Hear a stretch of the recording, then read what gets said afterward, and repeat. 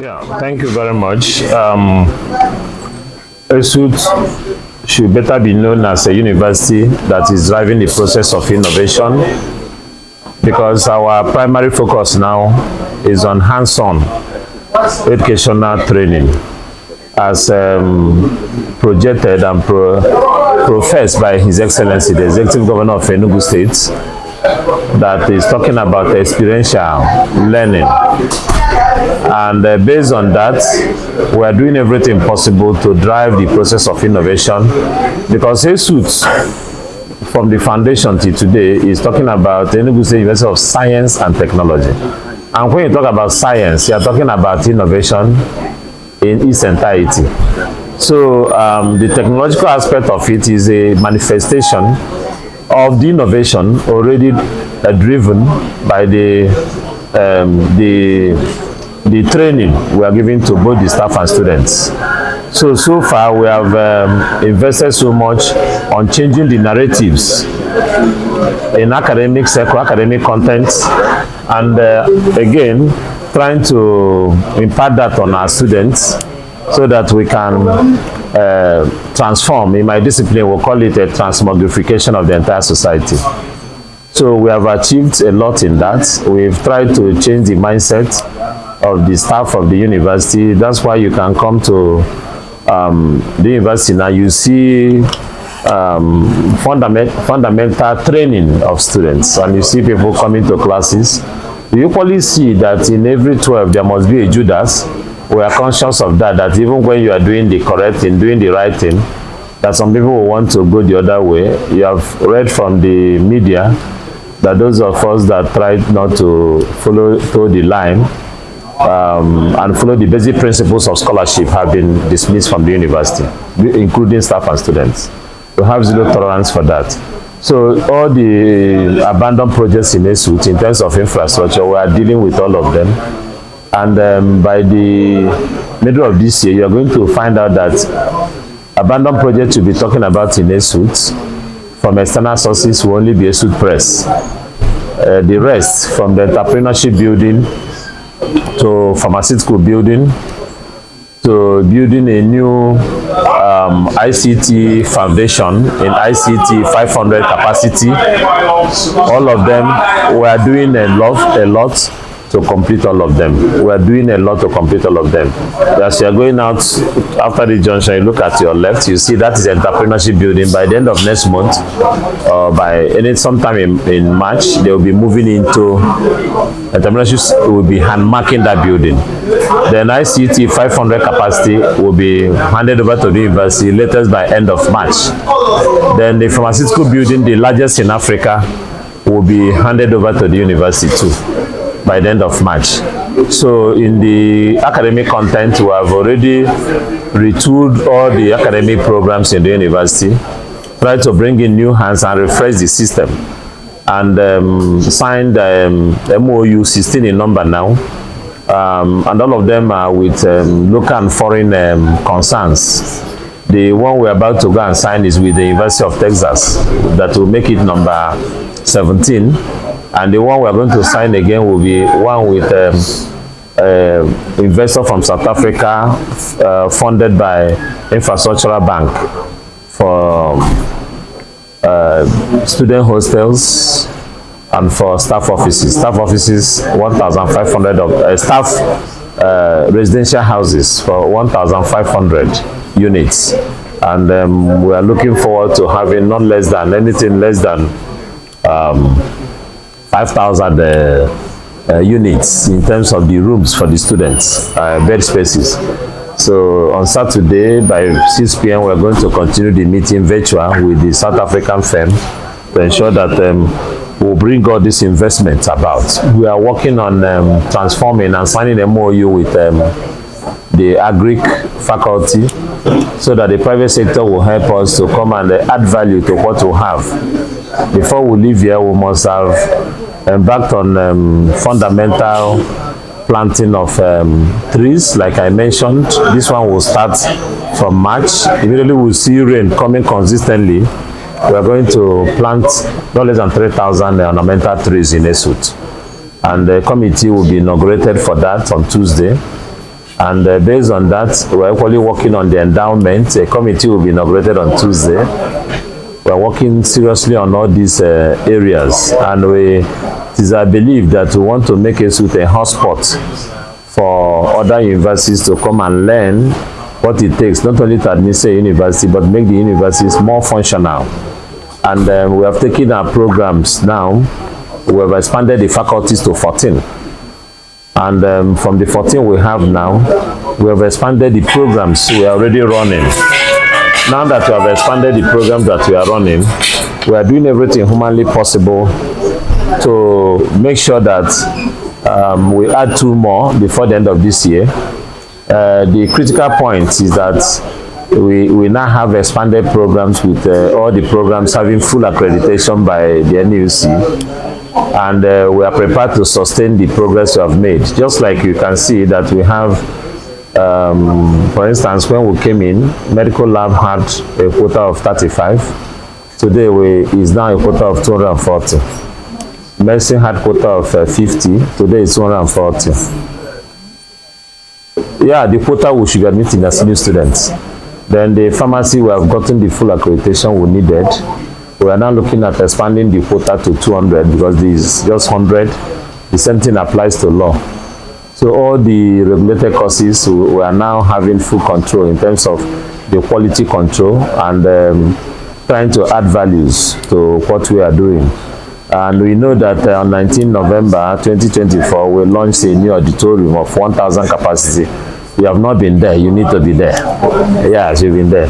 We did that, and we are going to do much more. We attracted this year, January, intervention from House of Rep member, Honorable Nolin, who came there to install 50 solar street lights around there. And what is filtering again, based on what the further discussion we are having, is that he may be funding a research on neurosurgical research in ESUT, worth about 150 million naira, and we are looking forward to hand marking from him another 150 units of another street solar street lights, and other people are keying in. We've had useful discussion. Last week Tuesday I was in Abuja, and I know I had useful discussion with Senator representing the Enugu West, ROG, Senator Ngu. We had meetings, we had, every meeting we had was not personal, but all of them surrounding ESUT and how we can make ESUT better. That's why we are talking about issues concerning commencing the fencing of ESUT. Even if it is 1/3 of the fencing, will commence water and retrieving the vandalized boreholes, so that at least by the time we are going, not less than 50 to 75% of ESUT will be covered in terms of issue of water supply.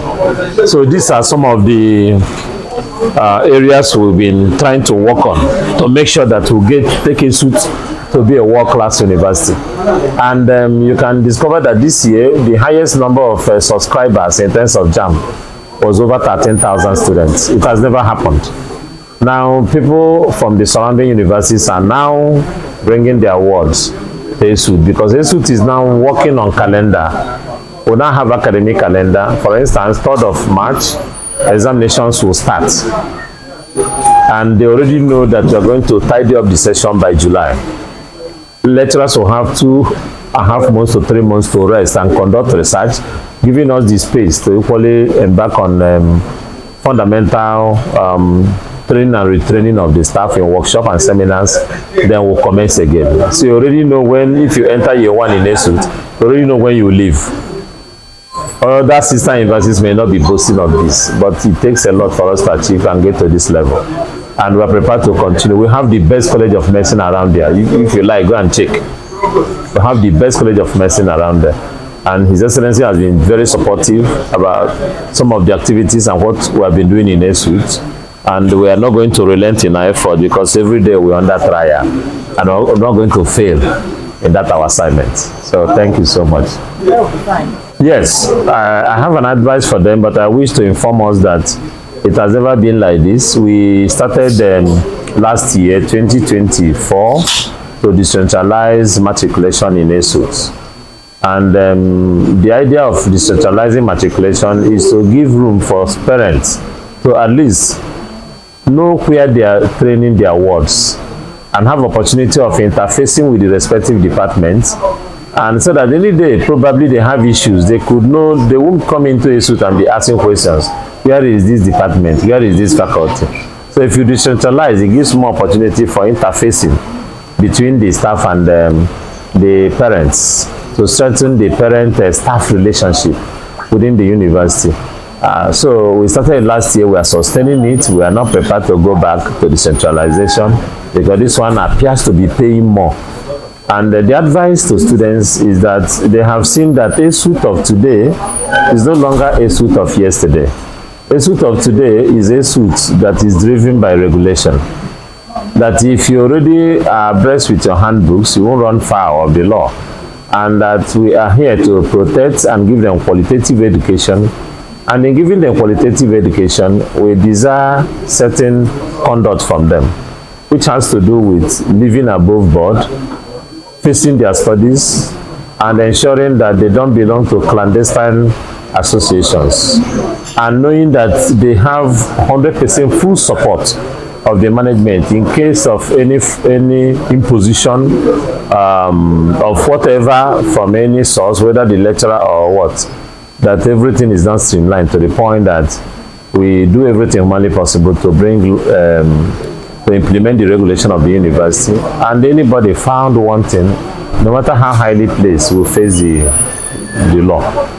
That is where we are today, and I can bet you we are not going to relent in it. So all students of ESUT should be so proud that they are in ESUT and that they are in their best university within this Southeast, because this is a university where if you are on the side of the law and you're on the side of our regulation, the sky will be your limit. And we are trying to provide everything humanly possible to make them to compete favorably beyond the shores of this country. And in fact, we are working on collaboration now to see whether it is possible for exchange program between our university and foreign universities. So they have a lot of benefits, more facilities. Today I've hand-marked a number of equipment that came into the university that will be deployed to every faculty. And of course, one thing is clear.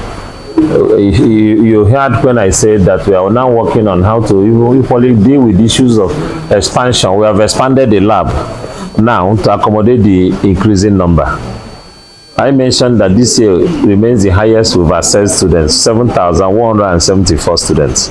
And that if you check that, you equally relate it to the fact that we now are forced to reject over 6,000 students.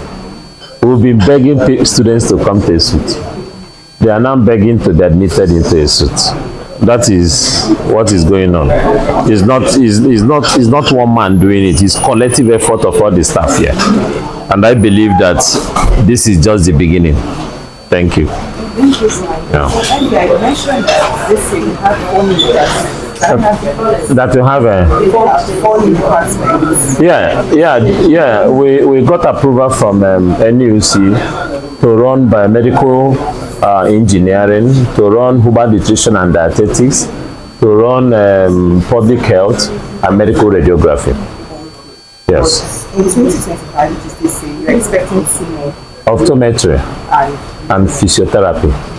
So we are going to, when we say certain things, we don't say what we can do. We say something we must do.